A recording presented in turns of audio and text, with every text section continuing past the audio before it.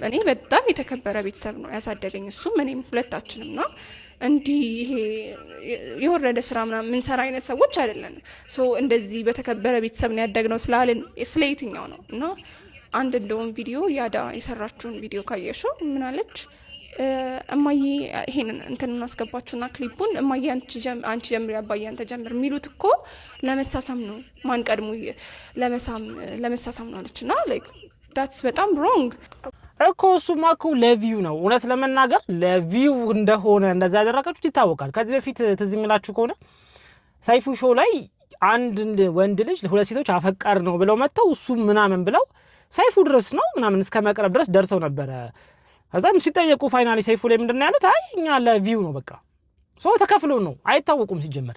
ለቪው ግን ቫይራል ለመውጣትና ያ ዩቲዩብ ፔጅ በደንብ ታይቶ ለሰዎቹ ገቢ እንዲያስገኝላቸው ተብሎ ይደረጋል ማለት ነው። ይሄ እውነታው ነው። ቃልባባ አሳዘነችኝ፣ ማኑ ስሟ ደግሞ ያዳ አሳዘነችኝ። ጭራሽ ያዳሽንማ የሐዋሳ ልጅ ስለሆነች እኔም የሐዋሳ ልጅ ስለሆንኩኝ ምናምን የሚል ይሄ የሚያስጠላ የዘር ፖለቲካ የለም። ጠጋ ማለት ነውና ልክ አይደለም። በመጀመሪያ ይቅርታ ጠይቂ። አንቺ ቃል በቃል ለቪው ነው ብለሻል። ይቅርታ አልጠይቅምም ካልሽ ጭራሽ ያዳሽን እንደተቀየምሻት እንዳጠፋች እንዲሰማት ማድረግ የለብሽም። አጠፋች አንቺ በአደባባይ ወጥተሽ ያንን አክት ታረጊ ሰው ካልደበረው አንቺ ሰው ሲናገርሽ ይደብርሽ አይገባም። ሰው ደብሮታል ብዙ ተናገረኝ አልሽ ተናገርሽ። ሶሻል ሚዲያ ላይ አንድ ሰው ከወጣ በኋላ ለምን ተናገረኝ ማለት መብት የለው። አንቺም የለሽም። ወደሽ ነው ያደረግሽው። ስለዚህ ሰው የፈለገውን ነገር የማለት መብት አለው። በያዳሽ ተቀይም ያለው ቃልባባን በጣም ነበር ሞዳት በሰራችሁ ቪዲዮ ግን ምናምን እናቴ ያዳሽን ቪዲዮ አይታ ደበራት ምናምን ማይዘው ይሄ እንዴት ነው የሰዎች ኢሹ አይደለም። ተርተሽኛል። ይሄ አንቺ ችግር ነው። ይሄን ችግር ያመጣሽው መንስኤው አንቺ ነሽ። መጠየቅ ያለብሽ አንቺ እንጂ ያዳሽ ወይ ቃልባባ ወይ የሆነ ሰንበድ አይደለም። ይሄን መኝ ጥፋቴ ነው ብለሽ መኝ ጥፋትሽም ካልሆነ በቃ አይደለም እኛ ምን እናርግሽ? ስለዚህ ድጋሜ ለአንቺ ጥፋት ያዳን ተጠያቂ የሆነን ሰው የሐዋሳ ልጅ ስለሆነን ሐዋሳ ምናምን ስለዚህ እና ባለጌ ብትሆኝም የሐዋሳ ልጅ ስለሆነች ዝም ትበልሽ። እሷ የሐዋሳ ልጅ ስለሆነች ይሄ ሌላው ጋር ያስጠላ ነው። እንትን ስለሆንኩኝ የሚባለው ትባይ ምንድነው ሐሳብሽ? ስለዚህ የሆነ ጥፋት አጠፊና ሂደሽ ብሄርሽ ጥፍቲ ነው ወይ የሆነ ሃይማኖትሽ ላይ ብሄርሽ ላይ እዚህ የአንድ ብሄር አባል ስለሆነ አይናገረኝም ምናምን ልትይ ነው። ይሄ በጣም የሚያስጠላ አስተሳሰብ ነው። ለቪው ነው። እኔ መጀመሪያውኑ ገብቶኝ ነበረ ለቪው እንደሆነ። ነገ ከነገ ወዲያ ደግሞ ፍቅረኛ ማረለንም ትላላችሁ። የተለመደ ነው። ሶሻል ሚዲያ ላይ የሆነ ሰሞን ላይ ፍትሉና የሚዲያ መናገር ተማላችሁ መላት ሰራላችሁ። ከዛ በኋላ ተጣላን ብላችሁ ደግሞ ድጋሜ መላት ሰራላችሁ። ይሄ አብዛኛው በካፕል ኮንተንት የሚመጡ ሰዎች ላይ የተለመደ ባህሪ። መጀመሪያ በጣም ቤስቱ ነው ሰዎችን ማስጨነቅ፣ ከዛ ደግሞ ተጣላን ብለው ሰዎችን ማስጨነቅ፣ በዚህም ገንዘብ ማግኘት፣ ሁሌም ርዕሰ ጉዳይ በመሆን ገንዘብ ማግኘት የሶሻል ሚዲያ ካፕል ኮንተንት ላይ የተለመደ ነው። አንቺ ግን ሲያስጠላብሽ ስርዓትሽ ነሽ።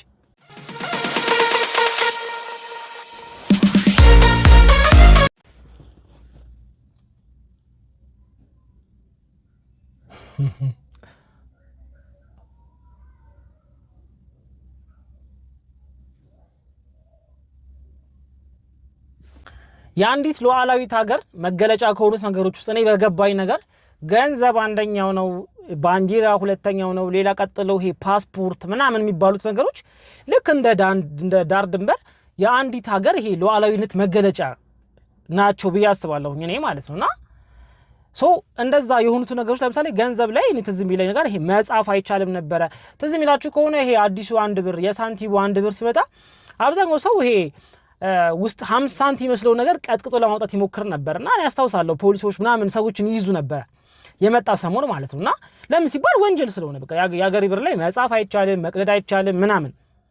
አሁን ጭራሽ አበባ ደግሞ የያዝሽው አበባ ትልቀቱ ማለት ያ ማለት ብሩ ምን ያክል ሊሆን እንደሚችል አሰብኩት ማለት ነውና ልክ ነው። ግን እንደ ህግ ወይም እንደ ሀገር ግን ልክ ነው አይመስለኝም እኔ በግሌ አይመስለኝም ማለት ነውና ብታጤኑት ጥሩ ነው እውነት ለመናገርና ወይ ደግሞ እዚህ ላይ የህግ ባለሙያዎች ሐሳብ ብትሰጡበት። ይሄ ነገር ከህግ አንፃር ከገሪቷ ህግ አንፃር በዚህ መልክ ልክ አይደለም እንደዚህ አይ ድጋፍ የለውም እንደዚህ ልክ አይደለም ብላችሁ ማብራሪያ ብትሰጡበት የሆነ እርምጃ መውሰድ የሚችል አካል ካለ እርምጃ ቢወስድበት ለምሳሌ ባንዲራ መቅደድ አይቻልም አይደለ ባንዲራ መቅደድ ማቃጠል አይቻልም ለምሳሌ የአሜሪካን ባንዲራ ብዙ ጊዜ አረቦች ያቃጥሉታል ወይ አረቦች ስላችሁ ወይ ደግሞ እንደዚህ እነ አፍጋኒስታን ምናምን ለምን ከአሜሪካ ጋር ጠብ ስለሆኑ ባንዲራዋን ማቃጠል በቃ ለአሜሪካ ጥላቻን መግለጽ እንደሆነ የሉዓላዊነቷ መገለጫ ስለሆነ ባንዲራ ማለት ነውና ገንዘብም እንደዛ ነው ባይዘው ፓስፖርትም እንደዛ ነው እዚህ አንድ ሰው ፓስፖርቱን ሲቀድ ዜግነቱን ቀደደ ማንነቱን ቀደደ እንደማለት ስለሆነ ፓስፖርትም የዜግነት መገለጫ ነው ተብሎ ይታሰባል ማለት ነውና ብር ግን በዚህ ልክ ረክሷል ማለት ነው ረክሷል ማለት ነው ለኛችን ብትነግሩን አሪፍ ነው ብር በጣም ረክሷል እናንተ ጋርና ልክ አይመስለኝም የህግ ባለሙያዎች አጥኑትና ለሁሉም ሰው ይሄ ነገር ብገልጹት መልካም ነው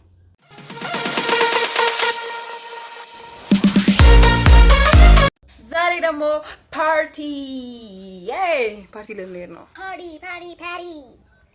ጨለሌ let's get ready ልበስ የተባለው አጭር ቀሚስ ነው ስቶኪንግ ስላለኝ በስቶኪንግ ጋር ቀሚስ ለብሳለሁ ኦ ማይ ጋድ እንዴት እንደሚያምር let me show you ከዛ ስቶኪንግ ነው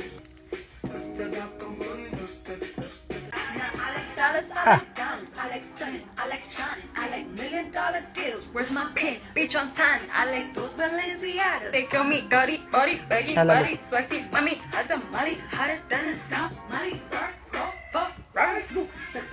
እንቺ ደግሞ ማስጠላትሽ በእውነት ልጅ እንደዚህ ለዛውን ሲያስጠላ ፓርቲ ልትወጪ ነው በዚህ እድሜሽ አንቺ ክለብ ልትወጪ ማለት ነው አረ የሚወጣ ነገር ይጣብሽ ደግሞ እንዴት ነው የሚያረግሻ ምናምን አረ በስማም ባይዘው ይሄ ቪዲዮ 400,000 ቪው አለው 11,000 ላይክ ነበረው ይሄን ቪዲዮ አሁን ሪአክት ታረጋግበት 11,000 ላይክ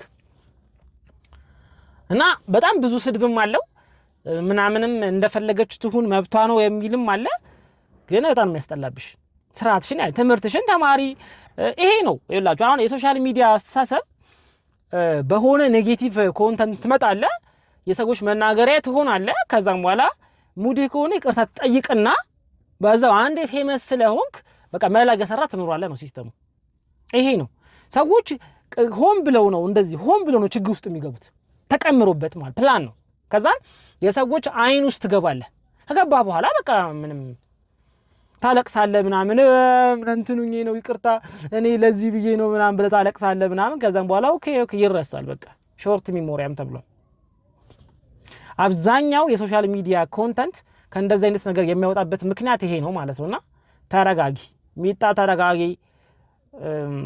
እርግዝናም አለ ተረጋጊ